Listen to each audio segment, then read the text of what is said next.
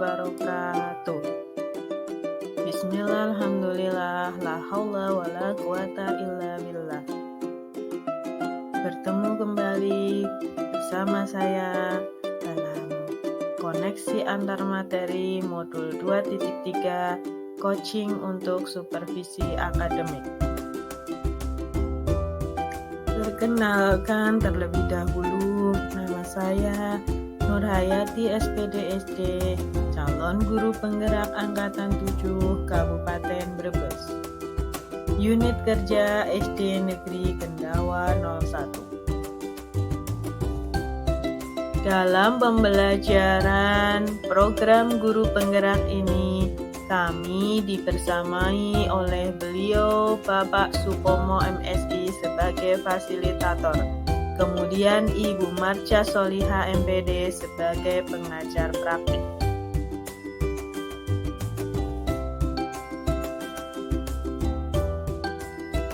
Dalam alur belajar koneksi antar materi ini, tujuan pembelajaran khususnya yaitu calon guru penggerak menyimpulkan dan menjelaskan keterkaitan materi yang diperoleh dan membuat refleksi berdasarkan pemahaman yang dibangun selama modul 2 dalam berbagai media.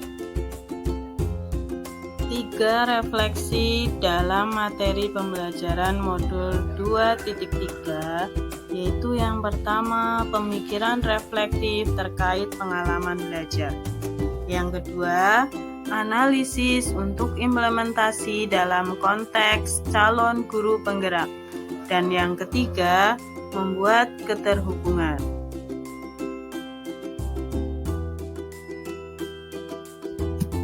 Mari kita bahas satu persatu.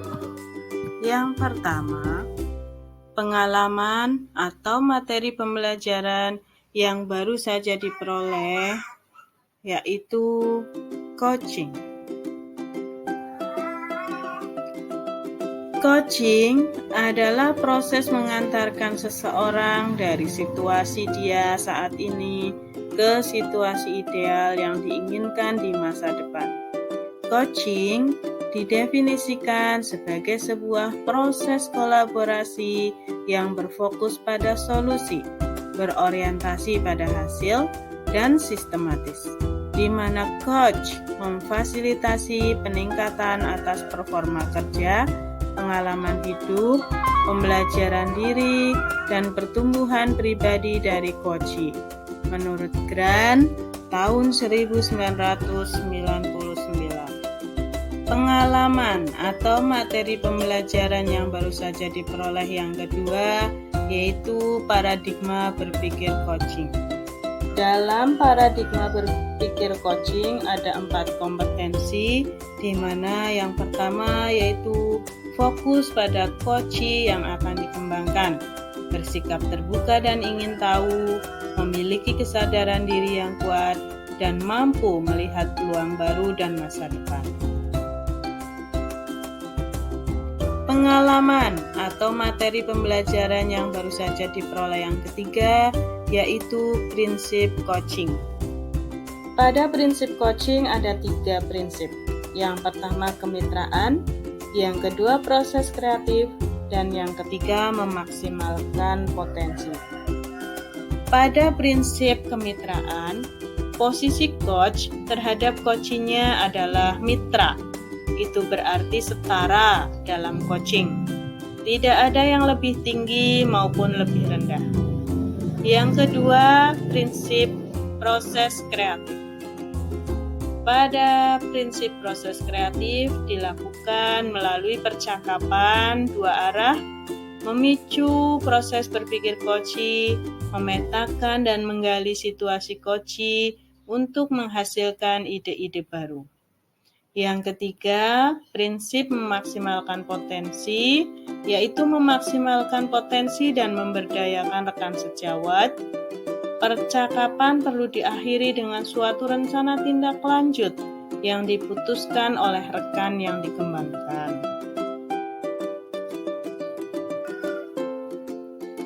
Pengalaman atau materi pembelajaran yang baru saja diperoleh yang keempat, yaitu coaching dalam konteks pendidikan.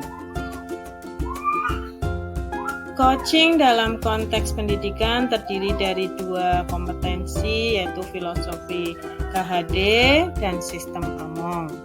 Dalam filosofi KHD, proses coaching sebagai komunikasi pembelajaran antara guru dan murid. Murid diberikan ruang kebebasan untuk menemukan kekuatan dirinya dan peran pendidik sebagai pamong dalam memberi tuntunan dan memberdayakan potensi yang ada, agar murid tidak kehilangan arah dan menemukan kekuatan dirinya tanpa membahayakan dirinya.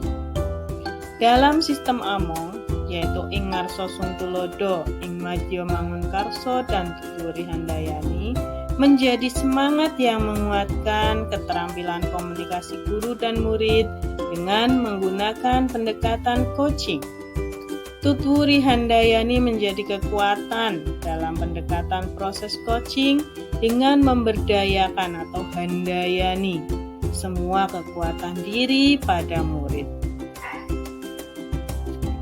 Pengalaman atau materi pembelajaran yang baru saja diperoleh yang terakhir yaitu supervisi akademik dengan paradigma berpikir coaching.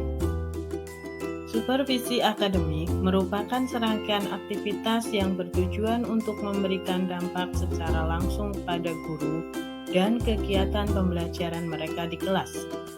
Dalam pelaksanaannya, ada dua paradigma utama dalam menjalankan proses supervisi akademik yang memberdayakan, yakni paradigma pengembangan kompetensi yang berkelanjutan dan optimalisasi potensi setiap individu. Prinsip supervisi akademik dengan paradigma berpikir coaching meliputi kemitraan, konstruktif, terencana, reflektif, objektif, berkesinambungan, dan komprehensif. Sedangkan pelaksanaan supervisi akademik didasarkan pada kebutuhan dan tujuan sekolah dan dilaksanakan dalam 3 tahapan, yakni perencanaan atau pra-observasi, pelaksanaan atau observasi, serta tindak lanjut atau pasca observasi. Pemikiran reflektif terkait pengalaman belajar yang kedua yaitu emosi-emosi yang dirasakan terkait pengalaman belajar. Emosi-emosi yang dirasakan terkait pengalaman belajar yang saya yaitu saya terbuka untuk terus belajar, mendapatkan pemahaman yang baik tentang coaching untuk supervisi akademik. Dan saya tertantang untuk memperbanyak melakukan praktik coaching dimanapun dan kapan. Yang ketiga, apa yang sudah baik berkaitan dengan keterlibatan dirinya dalam proses belajar. Yang sudah baik menurut saya adalah saya mendapatkan pemahaman materi tentang coaching dan sudah mempraktikannya dengan baik. Yang keempat, yang perlu diperbaiki terkait dengan keterlibatan dirinya dalam proses belajar, yaitu saya perlu memperbaiki terkait kompetensi coach yang baik, yaitu mengajukan pertanyaan yang berbobot. Dan yang kelima, implikasi terhadap kompetensi diri. Implikasi terhadap kompetensi diri dengan menambah dan mengoptimalkan diri sebagai seorang pendidik untuk menjadi coach bagi murid-murid, rekan sejawat, dan orang lain. Refleksi mengenai analisis untuk implementasi dalam konteks calon guru penggerak yang pertama, yaitu memunculkan pertanyaan kritis yang berhubungan dengan konsep materi dan menggalinya lebih jauh.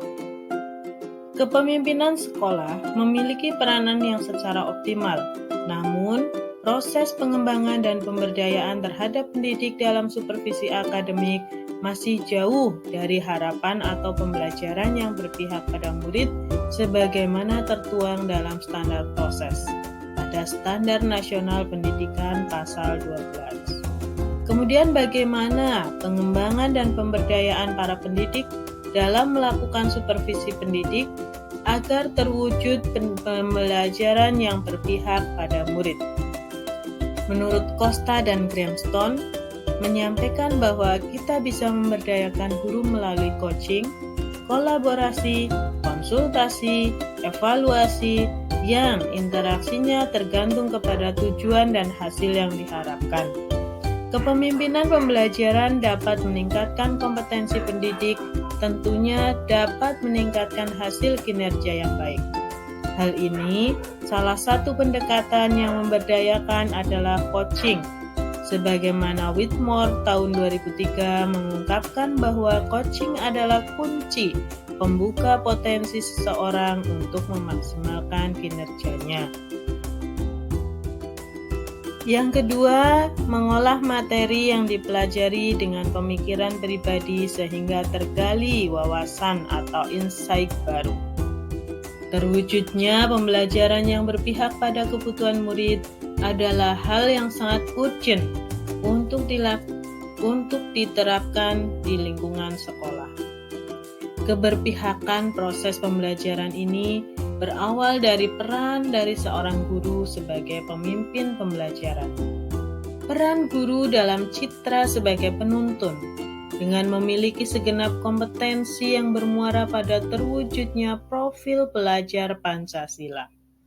Dalam menuntun atau peran guru harus memahami perkembangan murid secara menyeluruh, holistik. Artinya, tidak hanya pada aspek kognitif saja, melainkan sikap, emosional, sosial, dan karakter. Maka, tujuan dari supervisi akademik adalah mengembangkan kompetensi guru agar dapat meningkatkan kinerja dan terwujudnya proses pembelajaran yang berpihak pada murid. Yang ketiga, menganalisis tantangan yang sesuai dengan konteks asal calon guru penggerak, baik tingkat sekolah maupun daerah. Melalui modul 2.3 ini, coaching untuk supervisi akademik yang saya pelajari saat ini tentunya sangat relevan saya terapkan di sekolah. Dalam implementasi coaching untuk supervisi akademik ini, peran saya sebagai calon guru penggerak tentunya harus bisa berbagi dan mensosialisasikan kepada rekan sejawat di sekolah dan orang-orang di lingkungan sekitar. Hal ini menjadi tantangan bagi saya saat ini agar semua dapat memahami proses pelaksanaan supervisi akademik dan dapat melaksanakan dengan baik. Seringkali, supervisi akademik dilihat sebagai sebuah proses yang bersifat satu arah. Apalagi supervisi akademik dilakukan 1 tahun 2 kali. Supervisi hanya sebagai sebuah tagihan atau kewajiban saja. Yang keempat, memunculkan alternatif solusi terhadap tantangan yang diidentifikasi. Dalam proses pelaksanaan berbagi dan sosialisasi supervisi akademik di sekolah dan lingkungan, saya sebagai calon guru penggerak harus melakukan berbagai cara. Di antaranya, lebih banyak belajar dan berlatih, konsultasi dengan kepala sekolah atau yang lebih tinggi, rekan sejawat, dan orang-orang yang sudah berpengalaman. Pada proses coaching, seorang coach lebih menekankan menjadi pendengar aktif dan hanya melontarkan pertanyaan yang merangsang ide melalui jawaban dari coaching. Maka saya membutuhkan sebuah keterampilan berkomunikasi yang lebih efektif untuk dapat menyusun pertanyaan-pertanyaan yang berbobot. Pada refleksi yang ketiga, membuat keterhubungan. Yang pertama yaitu berdasarkan pengalaman masa lalu. Implementasi praktek coaching di kelas dan di sekolah selama ini sudah diterapkan. Namun, peran saya sebagai guru atau coach menjadi pusat solusi permasalahan para coaching. Sejatinya, setelah saya mempelajari modul ini bahwa peran coach hanyalah membantu para coachee untuk menemukan jawaban sendiri dari coachee itu sendiri. Hal ini ditandai dengan peran dalam memaksimalkan potensi dirinya. kompetensi coaching. Kemudian dari aspek kompetensi coaching, sebagaimana dalam modul ini, ternyata selama ini saya mengajukan pertanyaan yang sifatnya mendikte dan melabelkan para coaching. Yang kedua, penerapan di masa mendatang. Melalui refleksi pengalaman masa lalu dalam penerapan coaching untuk supervisi akademik, tentunya jauh dari proses hasil maksimal yang diharapkan. Dengan mempelajari modul 2.3, coaching untuk supervisi akademik, tentunya menjadi suatu proses pengembangan diri dalam mewujudkan coaching atau supervisi yang sesuai dengan tahapan, tujuan, dan hasil yang diharapkan di masa yang akan datang. Yang ketiga adalah konsep atau praktik baik yang dilakukan dari modul lain yang telah dipelajari. Konsep atau praktik baik yang dilakukan dari modul lain yang telah dipelajari, yang pertama dari modul 2.1 yaitu pembelajaran berdiferensiasi. Dalam pembelajaran berdiferensiasi, untuk memenuhi kebutuhan belajar murid dilakukan dengan cara pemetaan, yaitu minat belajar, kesiapan belajar, dan profil belajar murid. Pemetaan ini digunakan oleh seorang coach atau guru sebagai data dalam proses coaching, sehingga murid dapat mengoptimalkan potensi yang ada dalam dirinya untuk menemukan solusi terbaik. Berikutnya modul 2.2 pembelajaran sosial emosional. Kompetensi sosial dan emosional atau KSE yaitu kesadaran diri, manajemen diri, kesadaran sosial, keterampilan berelasi, dan pengambilan keputusan yang bertanggung jawab. Pembelajaran sosial emosional sangat mendukung bagi pelaksanaan coaching. KSE digunakan oleh seorang pendidik sebagai coach dalam proses coaching terhadap coachee agar terjadi pengendalian diri dan emosi, menumbuhkan rasa empati dan sosial dalam mengambil keputusan. Pada refleksi yang ketiga membuat keterhubungan, sub yang keempat adalah informasi yang didapat dari orang lain atau sumber lain di luar bahan ajar calon guru penggerak. Dalam rangka pengembangan diri, saya selalu belajar hal-hal baik, terutama dalam praktik coaching dan supervisi akademik dari orang-orang yang sudah berpengalaman seperti pengajar praktik, fasilitator, kepala sekolah, rekan guru, juga dari berbagai media massa. Dalam koneksi antar materi, modul 2.3 ini dapat disimpulkan bahwa coaching menjadi salah satu proses menuntun belajar murid untuk mencapai kekuatan kodratnya. Sebagai seorang pamong, guru dapat memberikan tuntunan melalui pertanyaan-pertanyaan reflektif dan efektif agar kekuatan kodrat anak terpancar dari dirinya. Jika keterampilan coaching sudah meningkat, maka pengembangan kompetensi guru sebagai pemimpin pembelajaran akan meningkat pula. Percakapan-percakapan coaching yang membantu para guru berpikir lebih dalam menggali potensi yang ada dalam diri dan komunitas sekolahnya, sekaligus menghadirkan motivasi internal sebagai individu pembelajar yang berkelanjutan, yang akan diwujud nyatakan dalam buah pikir dan aksi nyata demi tercapainya kualitas pembelajaran yang berpihak pada murid.